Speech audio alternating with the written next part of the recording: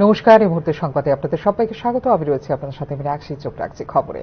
কৈলাসহরে বাঁধ সংস্কারের কাজ শুরুর পরপরই বাধা দিল বাংলাদেশ, বাধা দিল শ্মশানের রাস্তা সংস্কারের কাজেও। এক্ষেত্রে গত 4 দিন ধরে বন্ধ রয়েছে সংস্কার প্রক্রিয়া। বাঁধ সংস্কারের কাজে বাধা দেওয়ায় আসন্ন বর্ষায় জলমগ্ন হয়ে পড়বে গোটা কৈলাসহর।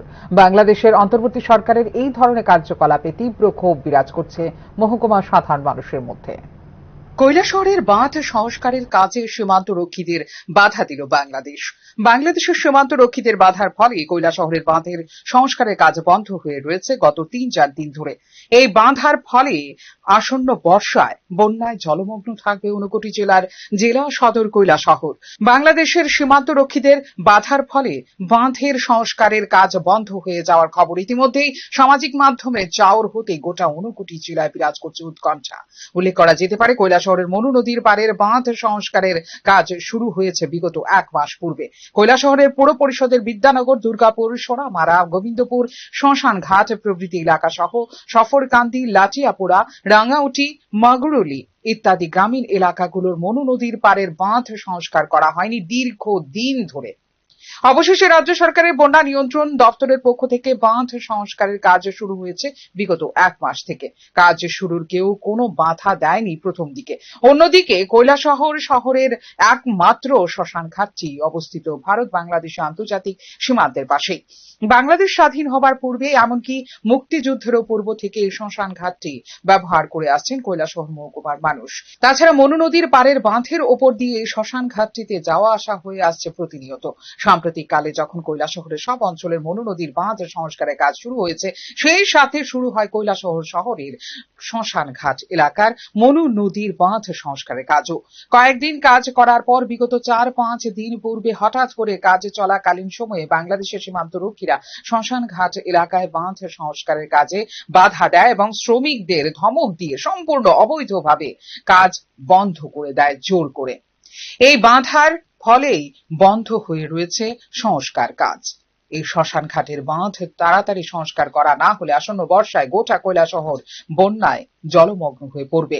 এভাবে বাংলাদেশের সীমান্ত রক্ষীরা কাজ চলাকালীন সময়ে জোর করে শ্রমিকদের ধমক দিয়ে কাজ বন্ধ করে দেওয়ার পর স্থানীয় মহকুমা প্রশাসনের নজরে নিয়ে আসেন বিএসএফ কর্তৃপক্ষ।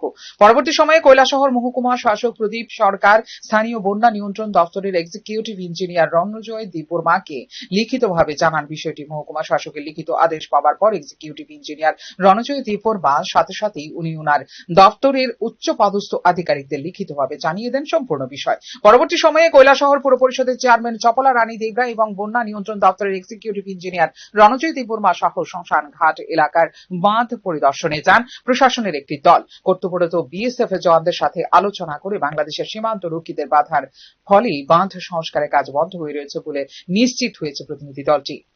বিজেপি বাধা দিয়েছে যে এখানে মাটি ফেলানোর জন্য, বিএসএফ এর মাধ্যমে জানিয়েছে সেটা। ওনারা তো সবসময় এখানে থাকেন না। তো মানে এই সমস্যার সমাধান কবে হবে বা মানে কবে থেকে এই যে কাজটা বন্ধ কবে থেকে আবার শুরু হবে? তার জন্য তো এখানে দেখতে আসা। ওনাদের কাছে যে ফ্লাড কন্ট্রোল এক্সিকিউটিভ আছেন, উনিও বলছেন চিফ এক্সিকিউটিভ কাছে এটা জানাবেন। আশা করি ইমিডিয়েট হবে, কারণ বানটা তো মৌসুম টাইম, এটা তো দীর্ঘদিন অপেক্ষা করা মানুষের পক্ষেই শ্রেয় না। আমাদের কৈলাসহর মানে বৃষ্টি যখনই হয় প্রত্যেকবার ফ্লাড আসে। আমাদের যে এই সরকার কৈলাসহরকে বাঁচানোর জন্য এত মানে চিন্তাধারা নিয়েছে, তার মধ্যে যদি আমরা পাবলিকরা বাধায় বা পাশের যে বাংলাদেশের বিডিআর এর বাধায় যে এখানে কাজ বন্ধ, এটা তো মোটেই মানে মেনে নেওয়া যাবে না। তার জন্য আমরা অতি সত্বরই এটা চেষ্টা করব যেভাবে আমাদের এই বাঁধের কাজ সুন্দরভাবে শেষ হয়, এবং সেটাও আমাদের লক্ষ্য রাখতে হবে যাতে এটা প্রপার কাজ হয়, সুন্দরভাবে হয়। মানুষকেও আমাদের বাঁচাতে হবে এবং কাজও ঠিক করতে হতে লাগবে। কৈলাসহর শহর তথা গোটা কৈলাসহর পৌর পরিষদ এলাকার একমাত্র শ্মশান ঘাট বাঁধ সংস্কারের কাজ শুরুর পরে বাংলাদেশের সীমান্ত রক্ষীদের বাধার ফলে বাঁধের সংস্কার কাজ বন্ধ হয়ে যাওয়ার মাঝে হয়েছে এই বৃষ্টিপাতের ফলে বাঁধের অবস্থা আরো খারাপ হয়ে যাওয়ার অযোগ্য হয়ে পড়েছে চলাচল। বাঁধের উপর চলাচলের অযোগ্য হয়ে যাওয়া শ্মশান ঘাটে মৃতদেহ আনতে পারছে না শহরের মানুষরা। ভারত সরকার কিংবা ত্রিপুরা সরকার নতুন করে বাঁধ নির্মাণ করছে তা কিন্তু নয়। এই বাঁধ নির্মাণ করা হয়েছিল 46 বছর পূর্বে। দীর্ঘদিন বাঁধ সংস্কার না করায় খানিকটা দুর্বল হয়ে যায় বাঁধ। এই জন্যই নিয়ম মেনে সম্পূর্ণ বৈধভাবে শুরু হয় বাঁধ সংস্কারের কাজ। আর এই বাঁধ সংস্কার করার শুরুতেই বাংলাদেশের সীমান্তরক্ষীরা জোর করে বন্ধ করে দেয় কাজ। অথচ কয়েক মাস পূর্বে কৈলাসহরের রাঙ্গাউটি গ্রাম পঞ্চায়েতের অধীনে দেবীপুর এলাকায় ভারত বাংলাদেশের আন্তর্জাতিক সীমান্তের পাশে সম্পূর্ণ অবৈধভাবে রাতের অন্ধকারে বড় এবং উঁচু বাঁধ নির্মাণ করেছে বাংলাদেশ। এই বাঁধ নির্মাণের পূর্বে ভারত সরকারকে জানায়নি বাংলাদেশের বর্তমান অন্তর্বর্তী সরকার। সার্বিক পরিস্থিতিতে তীব্র ক্ষোভ বিরাজ করছে মহকুমা সাধারণ মানুষের মধ্যে। Bureau report, news now. Anganwadi কেন্দ্রগুলিতে গত 7 বছরে 16.41% হ্রাস পেয়েছে শিশুর নিবন্ধন। গত 3 বছরে যা হ্রাস পেয়েছে প্রায় 8%। সরকারি এই পরিসংখ্যান প্রশ্ন তুলছে শিশু মাতৃ কল্যাণ প্রকল্পের ওপর। গত 3 বছরে প্রায় 8% শিশু হ্রাস পেয়েছে অঙ্গনওয়াড়ি কেন্দ্রগুলো থেকে। সর্বশেষ পরিসংখ্যানে একথা জানিয়েছে রাজ্য সরকার। শুধু তাই নয়, গত 7-8 বছরে রাজ্যের অঙ্গনওয়াড়ি কেন্দ্রগুলোতে শিশুদের নথিভুক্তির সংখ্যা হ্রাস পেয়েছে প্রায় 55,000। রাজ্য সরকারের দেওয়া সর্বশেষ পরিসংখ্যান অনুসারে 2022-23 অর্থ বছরে অঙ্গনওয়াড়ি কেন্দ্রগুলোতে নথিভুক্ত ছিল 3,02,599 জন শিশুর নাম। 2023-24 অর্থ বছরে তা হ্রাস পায় 3 লাখের নিচে নেমে দাঁড়িয়েছে 2,95,000।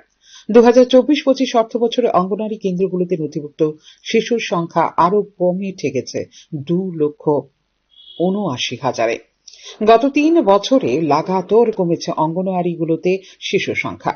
আর একটু পেছনের দিকে দেখলে যে তথ্য ফুটে উঠছে তা আরো উদ্বেগের। সরকারি পরিসংখ্যান অনুযায়ী 2018 সালের আগে অঙ্গনওয়াড়ি কেন্দ্রগুলোতে প্রাক প্রাথমিক শিক্ষা এবং পুষ্টি প্রকল্পের সুবিধা দেওয়া হতো 3,34,000 শিশুকে। সেই সময়ের সাথে তুলনা টানলে প্রায় 55,000 শিশু অঙ্গনওয়াড়ি কেন্দ্র থেকে হ্রাস পেয়েছে গত 7-8 বছরে। 2018 সালের আগে সংখ্যাটা ছিল 3,34,000-এর বেশি, বর্তমানে যা 2,79,000। যেখানে দিন দিন জনসংখ্যা বৃদ্ধির সাথে সাথে অঙ্গনওয়াড়ি কেন্দ্রে শিশুর সংখ্যা বৃদ্ধির কথা, সেখানে উল্টো হ্রাস পাচ্ছে এই সংখ্যা।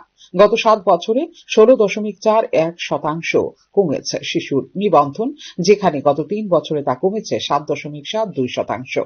বর্তমানে অঙ্গনওয়াড়ির সংখ্যা 10,222টি। 1975 সালে 105টি। জনসংখ্যা বৃদ্ধির সাথে সঙ্গতি রেখে অঙ্গনওয়াড়ি কেন্দ্র বাড়ানো হয়। সেই হিসেবে 7 বছরে বেড়েছে অঙ্গনওয়াড়ি কেন্দ্র। কেন্দ্রগুলোর বৃদ্ধির সাথে শিশুর সংখ্যাও বাড়বে, এটাই কাঙ্ক্ষিত ও স্বাভাবিক ধারণা। কিন্তু হচ্ছে ঠিক তার উল্টো। সরকার অঙ্গনওয়াড়ি কেন্দ্র বৃদ্ধির দাবি করলেও শিশু নথিভুক্তির হারে অধোগতি, কেন্দ্রগুলোর পরিচালনাগত ত্রুটি, পরিচর্যার অভাব, সরকারি পৃষ্ঠপোষকতার ঘাটতি এবং দুর্নীতির দিকে ইঙ্গিত করছে বলে অভিমত তথ্যবিজ্ঞ মহলের। বর্তমানে 154টি অঙ্গনওয়াড়ি কেন্দ্রে অঙ্গনওয়াড়ি কর্মীর পদ খালি পড়ে আছে। 182টা কেন্দ্রে নেই অঙ্গনওয়াড়ি সহায়িকা। সার্বিক পরিস্থিতিতে পরিসংখ্যানের এই হিসেব প্রশ্ন তুলছে শিশু ও মাতৃ কল্যাণ প্রকল্পের সরকারের সাফল্য নিয়ে। Bureau report, news now. এদিকে কালবৈশাখী ঝড়ে 11,000 ভোল্টের বিদ্যুৎ পরিবাহী তার চিরে পড়ে বিলিভার্স গির্জা এবং গৃহস্থের বসত ঘরে। ঘটনা সোমবার ভোর রাতে চরিলাম ব্লকের বিশ্রামগঞ্জ আমতলী ভিলেজের 4 নম্বর ওয়ার্ড কড়ইমুড়া এলাকায়। সোমবার ভোর রাতে হঠাৎ করে শুরু হয় কালবৈশাখীর তাণ্ডব। দমকা হাওয়া, সাথে মুষলধারে বৃষ্টি এবং ঘন ঘন বজ্রপাত। বজ্রপাতের জেরে 11,000 ভোল্টের বিদ্যুৎ পরিবাহী তার ছিঁড়ে পড়ে গির্জা এবং গৃহস্থ গদাংতি দেপরবার বসত ঘরের ওপর। সোমবার সকালে ঘুম থেকে উঠে এই দৃশ্য দেখতে পেয়ে চিৎকার করতে থাকে বাড়ির মালিক এবং তার স্ত্রী। যদিও এই সময় বিদ্যুৎ ছিল না, যার ফলে অল্পেতে রক্ষা পেয়েছে গৃহস্থ এবং তার পরিবার। 11,000 ভোল্টের বিদ্যুৎ পরিবাহী তার ছিঁড়ে পড়ার কয়েক ঘন্টা পরেও বিদ্যুৎ নিগমের কর্মীরা ঘটনাস্থলে না আসায় ক্ষুব্ধ গোটা কড়ইমুড়া এলাকার মানুষ।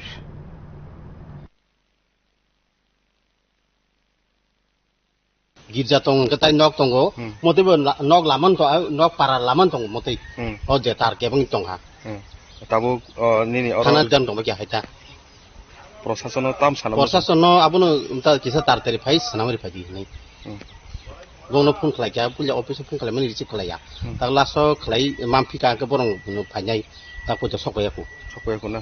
Eme karen tabuk nong kami o karen dokter to. karen keri Karen kerin bagai muda-mudi safety ono. safety ono Nin bumung. an bung ke chalan dran de burma এই মুহূর্তে সংবাদ এই পর্যন্তই। অন্যান্য আপডেটস দেখার জন্য অবশ্যই নজর রাখতে হবে নিউজ নাও পর্দায়। নমস্কার।